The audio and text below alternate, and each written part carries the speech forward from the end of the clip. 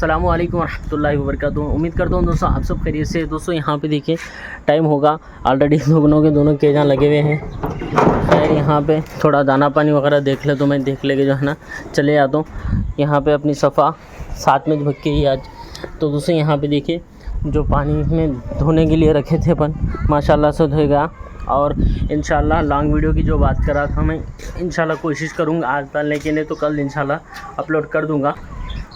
तो दोस्तों बस यही अपडेट देना था। आज जो है ना 100 डेज़ चैलेंज का 6th डे है। बस इसी के साथ में देखिए इंशाल्लाह कल मैं आपको इसमें देखिए अपन बर्जिस डाल देंगे। बस इसी के साथ में इंशाल्लाह जल्दी मिलूँगा नेक्स्ट अपडेट्स के साथ में। तब तक के लिए ख्याल रखिए अपना और अपने जानवरों का। अस्सलामु अलैकुम व रहमतुल्लाहि व बरकातुहू। अल्लाह हाफ़िज़।